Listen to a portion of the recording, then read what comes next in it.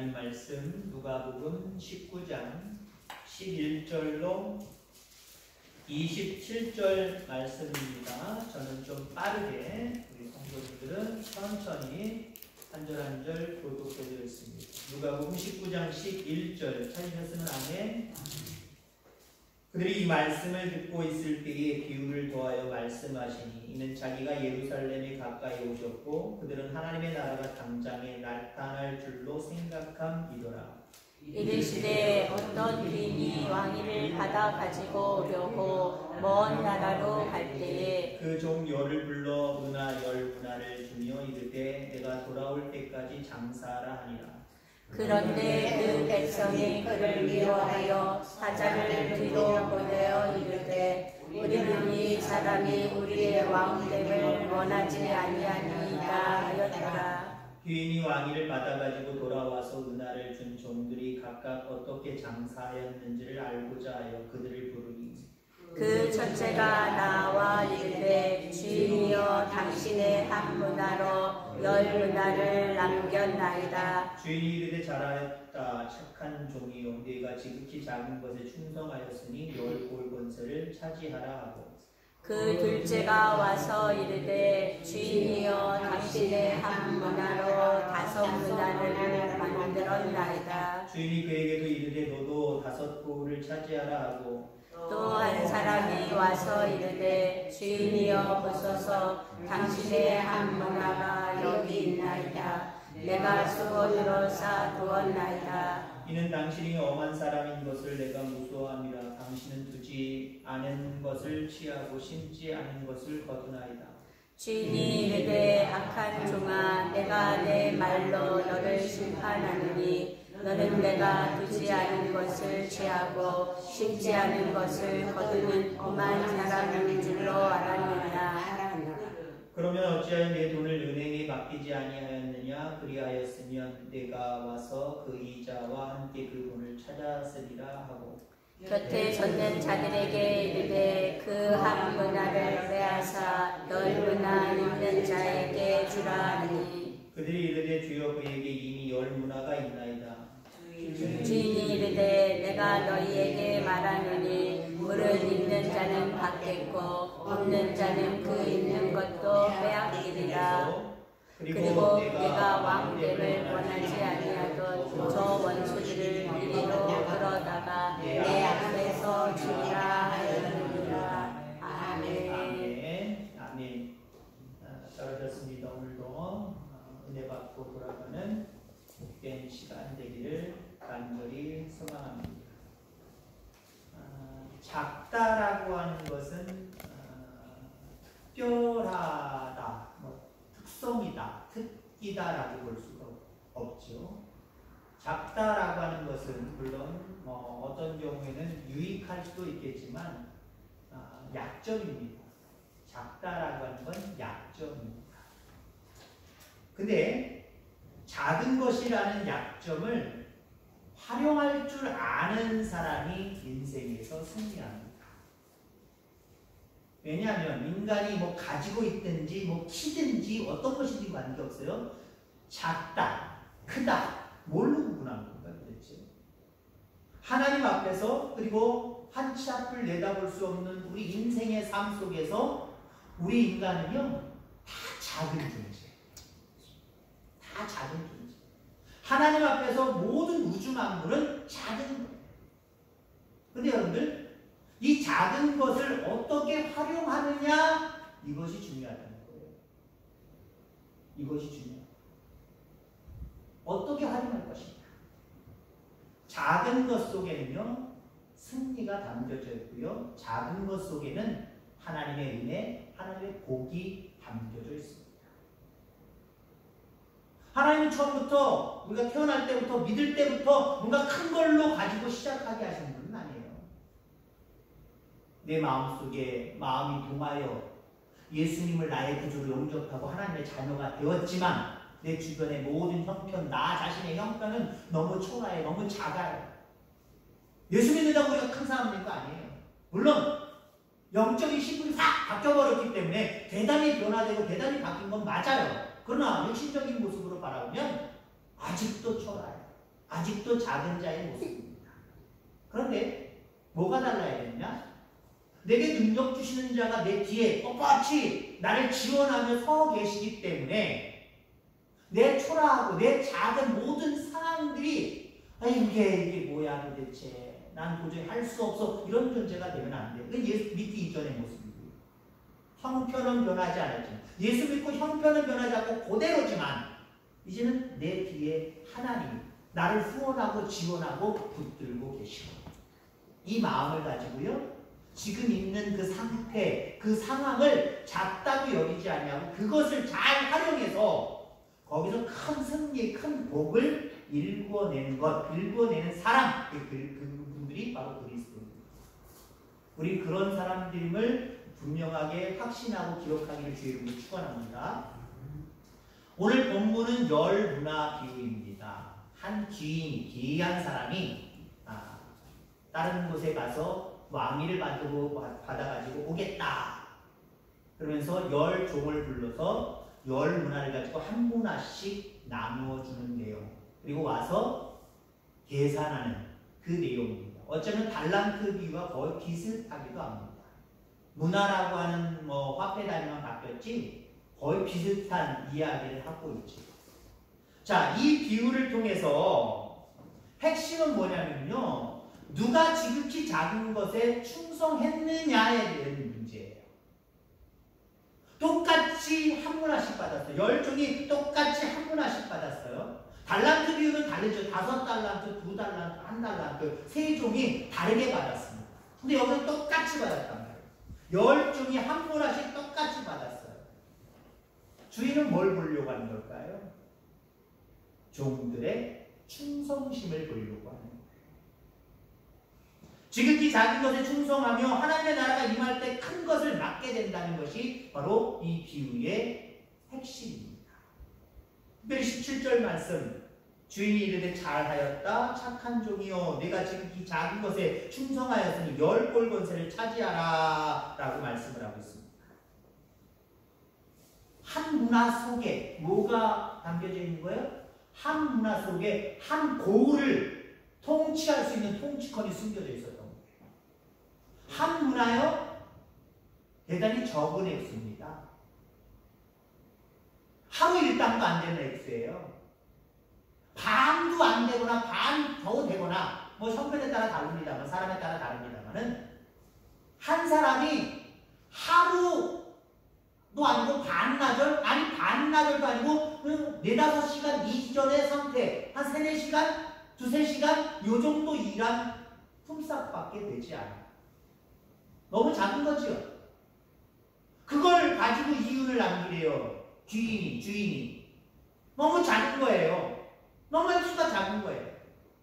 근데 나중에 와서 한 문화를 받은 사람이 10문화를 남겼나이다. 그랬더니 야, 너 좀 잘했어. 그러면서 10고을 권세를 주지요. 10고을을 다스린 왕을 받아가지고 왔잖아요. 왕위를 받아가지고 왔으니까 나라를 통치하는데 이만큼씩 오늘날로 이건 지방자치단체죠. 그거 10개를 다스리는 권세를 그에게 줍니다. 나는 5문화를 남겼나이다 라고 했던 그 종에게도 칭찬하면서 5고을을 다스리는 권세를 주었단 말이지. 한 문화 속에 한 마을, 한 어떤 고을을 다스리는 그 범위가 어느 정도인지 잘 알 수 없습니다만 그 고을을 다스리는 통치권이 속에 숨어져 있던 거예요. 우리나라로 얘기하면 5만 원도 안 되는 그 돈 속에 이 돈을 가지고 얼마나 충성했느냐에 따라서 충성을 엄청나게 주인의 모습에 바라볼 때 충성을 엄청나게 잘했으면 10고을을 다스리는 권세를 줬다니까요. 10고을을 다스리는 권세 액수로 따질 수 없지만 어떻게 따질 거예요 도대체 이거? 엄청난 거 아닙니까? 그런데 엄청난 거. 10고을을 다스릴 권세가 한 문화 속에 숨겨져 있었다라고 하는 거지. 흥미로운 것은요. 이 비유, 이 한 열 문화 비유, 한 사람에게 한 문화씩 준 이 비유를 말씀하신 장소, 배경이 참 재미있어요. 이거 누구 집에서 얘기했느냐? 삭개오 집에서 했어요. 삭개오가 누굽니까?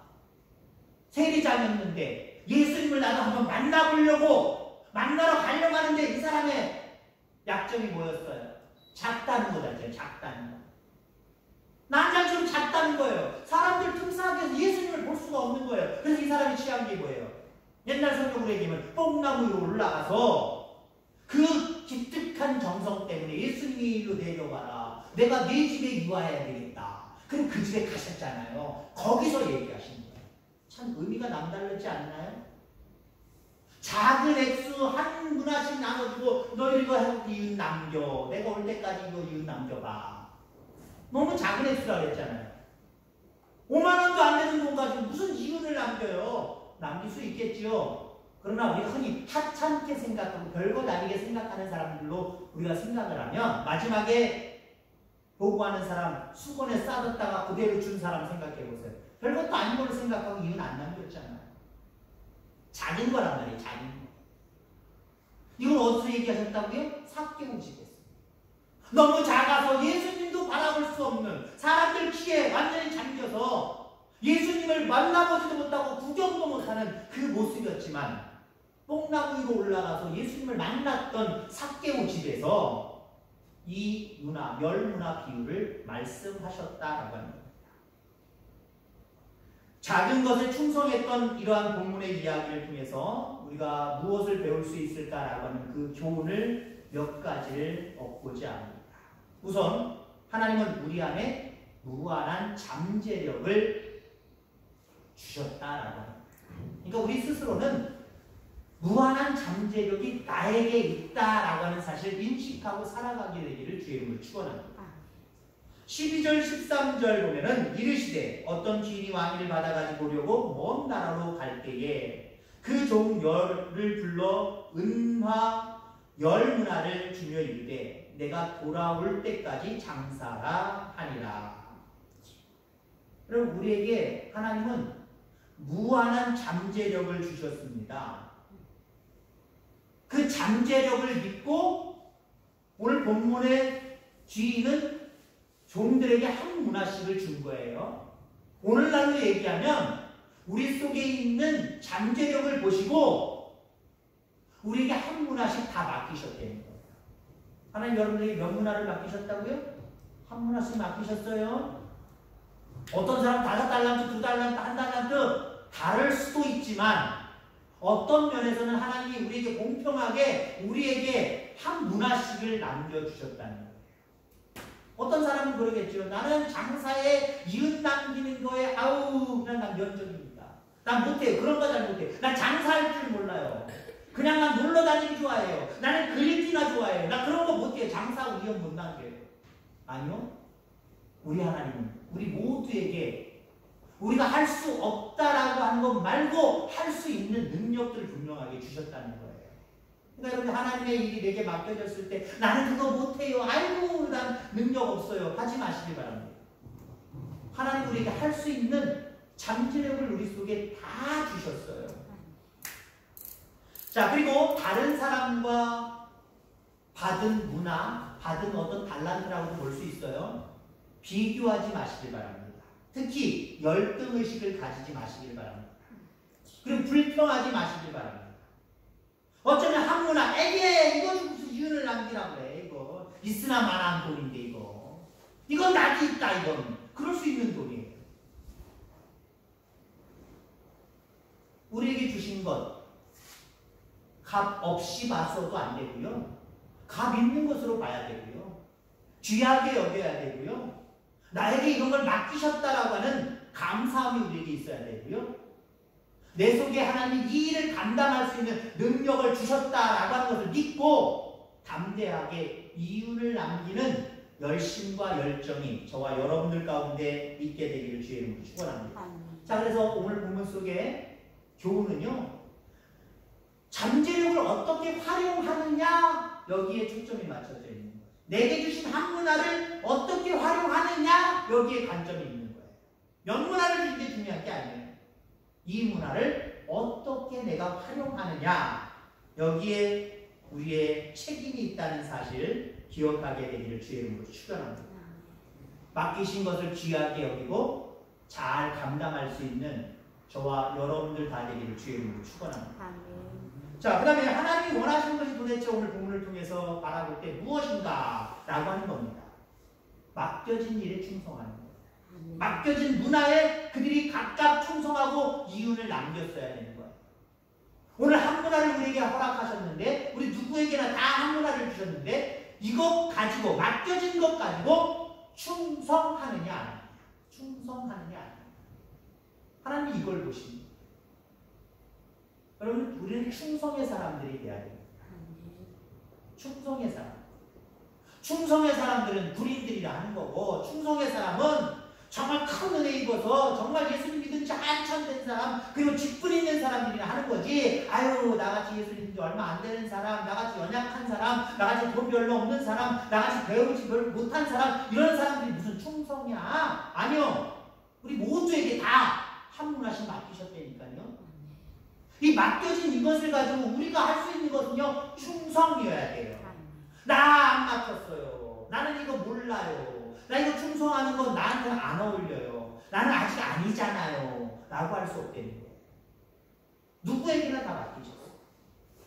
맡은 자들에게 구할 것은 오직 충성밖에 없어요. 그 일들 가운데 충성하기를 주의 이름으로 축원합니다. 자, 종들에게 주인이 한 문화를 가지고 장사해서 이윤을 남기라 이렇게 얘기했지요. 그런데 여기 주인의 관심은 여러분 우리가 착각하지 말아야 돼요. 이윤을 얼마나 남겼느냐 못 남겼느냐 거기에 관심이 있는 것 같죠. 물론 거기에도 관심이 있어요. 없다고 볼 수 없어요. 근데 그것보다도 더 깊이 있는 본질적인 걸 끌어와야 돼요. 우리 주님이, 우리 여기 있는 주인이 바로 예수님을 얘기하거든요. 그 예수님이 정말 액수적인 모습으로 요만큼 줬으니까 요만큼 늘리고 이만큼 늘리고 그 액수를 보셨을까? 그 돈의 값어치를 보셨을까? 그거라고 볼 수 없어요. 물론 그거일 수도 있고요. 근데 우리는 더 깊은 걸 가져와야 되는데 그게 뭘까? 바로 그게 충성이에요. 얼마나 맡긴 것 가지고 충성했느냐.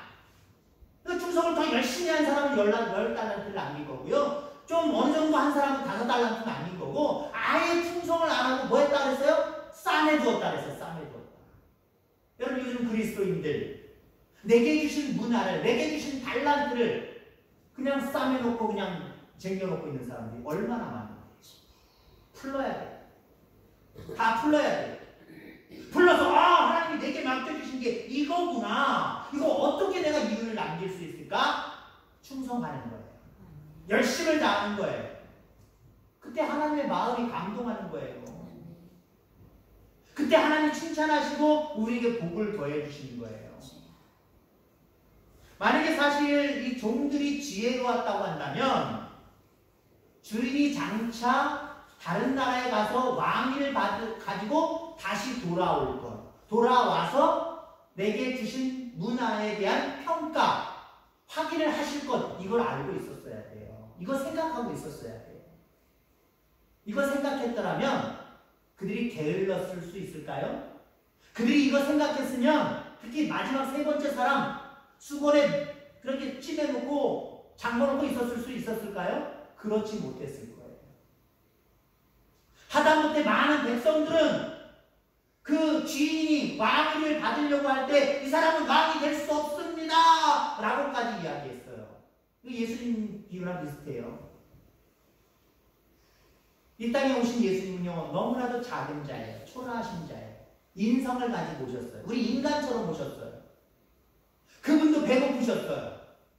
십자가 앞에 아무것도 하지 못하고 그냥 죽으셨어요. 물론 큰 목적으로는 하나님의 뜻이셨기 때문에 아무 행동도 안 하신 거지만 다른 사람의 눈으로 바라볼 때는 아이고 하나님의 아들이라고 하는 메시아라는 사람도 어쩔 수 없구나. 저렇게 고통당하는구나. 저렇게 아파하는구나. 저렇게 피를 쏟는구나. 그리고 죽어가는구나. 얼마나 연약한 모습, 나약한 모습, 작은 모습을 우리에게 보여주셨습니까? 근데 그분이요 먼 나라로 가서 하나님 계신 하나님 우편에 가서 지금 왕자에 앉아 계시고요. 왕의 통치권을 가지고 이 땅에 오실 거예요. 그리고 너희들에게 내가 한 문화씩 줬는데 어떻게 했니? 한번 보고해라. 마지막 때 심판의 날 그런 일들이 벌어질 겁니다. 이걸 알았더라면 알고 있는 여러분들에게 중요한 건 무엇입니까? 충성. 내게 맡겨주신 일들 가운데 충성하는 거예요. 그럼 문화는 뭐냐? 문화는 중학교죠. 문화는 뭐냐? 문화입니다. 문화. 어떤 학자는 그렇게 얘기해요. 여러 가지로 비유할 수 있어요. 내게 주신 돈일 수도 있고, 내게 주신 자식일 수도 있고, 내게 주신 직장일 수도 있고, 많은 것들일 수도 있고, 내게 주신 어떤 특별한 재능일 수도 있고, 다 있어요. 근데 여러분 누구에게나 이 부분은 대단히 중요해요. 이 한 문화는요, 우리에게 맡겨주신 복음이에요. 복음. 예수 그리스도 복음. 어쩌면 복음이요, 별거 아닌 것처럼, 믿는 사람들도 별거 아닌 것처럼 여길 때도 있어요. 어쩌면 예수 믿는 우리들도 복음을 다른 사람들한테 증거하려고 하면 창피할 때가, 아유 이거 별거 아닌 걸 가지고 이거 저 사람한테 내가 제시하고 증거하고, 아유 창피해, 아유 못하겠어. 뭐 작은 거 아니에요. 작은 거 아니에요. 이 복음 많은 사람들에게 충성되이 잘 증거하는 삶을 살아가시기를 주의 이름으로 축원합니다. 그럼 그 밖에 아까 재물일 수도 있고, 내 직장일 수도 있고, 내 가정일 수도 있고, 나에게 맡겨주신 것들이잖아요. 이것 가지고 정말 화목하게 평화롭게, 또 어쩌면 뭘 성장하고 뭐 잘 되는 모습으로 잘 경영해 나가시길 주의 이름으로 축원합니다. 그것도 나중에 하나님이 평가하실 거예요. 내가 너에게 가정을 줬는데, 내가 너에게 직장을 줬는데 어떤 모습으로 충성했니? 하나님 나라는 영적인 거니까 네가 세상 직업을 하면서 또 너희 가정 나 이거 신경 안 쓴다? 예수 믿었나 안 믿었나 이것만 본다? 물론 그것만 중요하게 보실 수도 있죠. 근데 하나님은 종합평가입니다. 예수 믿는 자로서 사회생활, 예수 믿는 자로서 직장생활, 예수 믿는 사람으로서 가정의 삶을 어떻게 살아갔느냐, 충성되게 살았느냐, 그렇지 못하느냐, 전체적으로 보신다는 거예요. 종합적으로 보신다는 거예요. 그리고 예수 믿는 사람이라면 이 부분도 하나님이 원하시는 모습을 끌어올리셔야 돼요. 오늘 어쩌면 예수 믿는 그것이 너무 소중해서 이것들을 딱 단절하고 끊어버리고 소홀히 여길 때가 있어요. 아니요. 예수 믿는 사람들은요, 다 잘하셔. 물론 이것이 중요해요. 위아래 관계가 중요해요. 거기에 덧붙여서 수평의 관계도 대단히 중요해요. 이 모든 것들에 다 충성할 수 있는 저와 여러분들 다 되기를 주의 이름으로 축원합니다. 그렇죠. 종들이 지혜로웠다면 아마 첫 번째 종과 두 번째 종은 지혜로운 사람이었을 거예요. 주인이 그렇게 말씀하셨으니까 정말 주인의 말씀대로 언젠가 왕위를 받아가지고 여기 오실 거야. 그리고 분명하게 나에게 준 한 문화에 대해서 이야기 나누실 거야. 평가하실 거야. 그렇게 알았기 때문에 그들은 충성할 수 있었을 겁니다. 근데 마지막 세 번째 사람은 아마 백성들의 마음이겠죠. 무슨 저 사람 내 주인이 무슨 왕위를 받아가지고 와. 오히려 반대하는 사람들을 통해서 거기서 잡힐 수도 있어. 죽을 수도 있어. 아마 이 생각도 하지 않았을까요? 그리고 얼마 되지 않는 거, 이거 이걸 남게 얼마나 남기겠어? 이것 가지고 또 내가 잘했다고 얼마나 주인에게 칭찬을 듣겠어? 한 문화가 한 골이라는 사실도 몰랐을 거예요. 그러니까 그냥 수건에 싸매서 죽었죠. 우리 주님이 우리에게 맡겨주신 그 문화에 대해서 분명하게 확인하시고 평가하신다는 사실을 기억하게 되기를 주의 이름으로 축원합니다. 그렇습니다. 예수님은 이 땅에 오실 때 초라한 모습, 작은 자의 모습으로 오셨지만 다시 오실 예수님은요, 왕으로 오시는 분이에요. 왕위를 받아가지고 이제 심판의 권세를 가지고 이 땅에 오실 분이에요. 자, 그러면 그 기간 동안 예수님이 다시 승천하셔서 하늘보좌에 앉으시고 왕위를 받아서 이 세상을 심판하시러 왕의 자격으로 이 땅에 오시는 그 기간, 언제인지 모르죠. 그 기간 동안 제자들과 예수님을 따르는 우리들은 어떻게 살아가야 되는가? 이것이 대단히 중요합니다. 어떻게 살아가야 되는가? 여러분, 이 사실 분명히 잘 깨닫고 하나님이 기뻐하시는 모습대로 살아갈 수 있는 저와 여러분들 되기를 주님으로 축원합니다. 또한 내가 왕위를 받아가지고 올 거야, 내가 왕위를 받아가지고 지금 6월 말이다. 7월 초에 올게 아니면 1년 지나서 내년 6월 달에 올게 정해진 게 없어요. 정해진 게 없어요. 갔다가 언제 올지를 몰라요. 그렇습니다. 이 땅의 작은 자로 어쩌면 초라한 자로 육신을 입고 이 땅에 오신 예수님 비록 부활하셔서 하늘 보좌에 오르셨지만 그 왕위를 가지고 이 세상을 심판하시고 죄를 지러 오실 건데 언제 오실 겁니까? 알 수 없죠. 그죠? 목사는 몰라요. 장로님도 몰라요. 신앙생활 아무리 열성적으로 해서 하나님의 뜻을 통달하고 관찰하고 뭐 깨뜨리는 사람이라고 할지라도요. 그런 사람들이 몇 년, 몇 월, 며칠 날 옵니다. 헷갈리지 마세요. 속지 마세요. 이 세상에 알 사람은 한 사람도 없어요. 예수님도 이 땅에 계실 때 아버지만 하신다 그랬어요. 아버지만 하신다. 아버지만 하는데 이 세상 육신을 가진 사람들이 몇 년도, 몇 월, 며칠 날 오실 겁니다. 다 죄송한 표현 헛소리예요. 거기에 속지 마세요.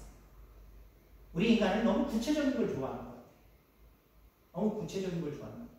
이단들이 구체적인 것을 파고들지 않아요. 구체적으로 가르쳐줄게. 일반 교회에서는 가르쳐주지 않는 구체적인 핵심, 성경의 핵심, 진리를 말씀해줄게. 가르쳐줄게. 거기에 혹하는 거예요.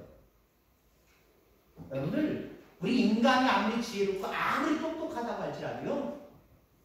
아버지만 아시는 걸 우리가 어떻게 알아요? 몰라요. 주님의 재림의 때 언제 알아요? 왕위를 가지고 이 세상을 심판하러 오시는 그 주님의 재림의 때를 누가 알아요? 몰라요. 아무도 모른다라고 하는 거지. 자, 생각보다 늦을 수 있어요. 그렇기 때문에 예수님은 그들이 하나님 나라가 당장 나타날 줄 알고 방심함으로 현실에 충성하지 않을 것을 이미 알고 계셨어요. 내가 갔다 올게 언제일지 모르니까 아니란 생각을 가지면 충성하나요? 충성 안 해요. 아니란 생각을 가지고 충성하지 않을 마지막 세 번째 사람 같은 사람이 있을 거를 아마 주님은 아셨을 거예요. 오늘날도 이런 사람들이 있어요. 주님의 때가 언제야?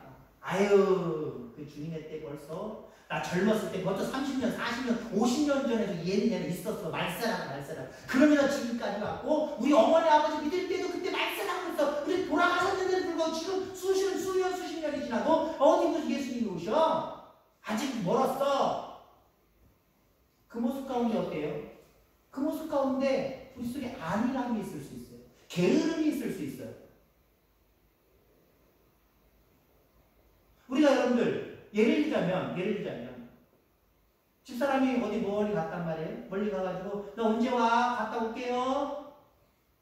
그럼 어때요? 올 시간 되고 올 날짜 되면 나름대로 남자들은 밥 먹은 흔적 남겨놓고 청소 좀 한 거 흔적 남겨놓고 그래요. 적어도 저는 그래요.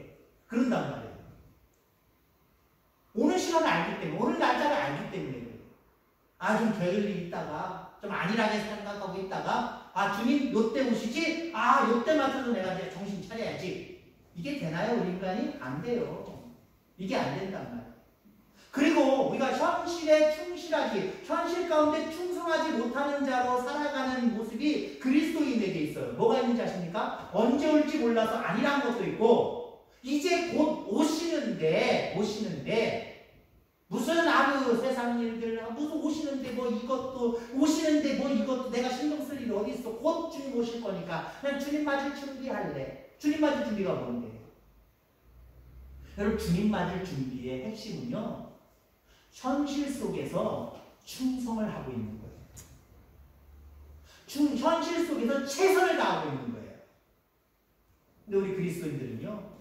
믿는다라고 하는, 그래서 난 구원받았다라고 하는 그것 때문에 곧 오실 건데 그러면서 신앙적인 안일함, 생활적인 안일함, 게으름이 나타날 수 있어요. 하나님 그걸 경계하세요. 아니다. 내가 올 것을 확신하는 사람은 언제일지 모르지만 당장 지금 바로 코앞에 닥친 상황이라고 바라볼 때에 충성의 사람이 돼야 된다. 나 오기 전까지 충성하는 사람이 돼야 된다. 아이고 나이 다 들고 이제 주님 오실 때 다 됐는데 나 시키지 마요. 나한테 그런 무리한 거 요구하지 마요. 주님이 오셔서 이 세상에 죽어서 하나님 나라 가서 이 세상의 끝을 보든지. 여러분들 주님이 오시면 나이는 관계없어요. 그죠? 주님이 오시면 연세 드신 분이나 안 드신 분이나 주님이 당장 오셔서 이 세상을 심판하시고 이제 영원한 생명의 나라로 연결하신다고 한다면 아무 문제 없어요. 근데 더디고 언제 올지 모르면 순서는 없지만 그래도 순서를 정한다면 연세가 많이 드신 분이 젊은 아이들보다는 더 빠르게 자연적으로 하나님 앞에 갈 것입니다. 그러면 충성할 필요 없는 거예요? 나이 들었으니까 이제 하나님 나라고 놀 때가 됐으니까 거기에 너무 핑계거리가 많은 성도들이 상당히 많다는 거예요. 한국 기독교.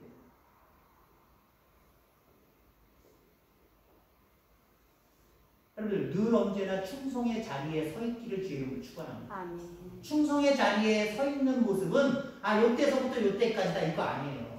이스라엘 민족을 계수할 때, 민족의 숫자를 계수할 때 전쟁에 나갈 수 있는 한 20살 정도 언저리, 그리고 50살 정도 언저리, 이렇게 언저리로 숫자를 해야겠다고 생각해보세요.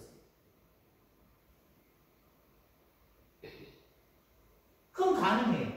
육신의 힘을 가지고 싸울 만한 기력을 가지고 있는 나이가 있단 말이에요. 한 해 한 해 다르다는 말을 연세 드신 분들이 많이 하잖아요. 한 해 한 해 달라. 한 해 한 해 달라. 젊은 사람들 한 해 한 해 다른 걸 몰라요. 그러나 하나님의 나라는, 하나님의 심판은, 그리고 충성하는 모습은 언제부터 언제가 없어요. 은퇴?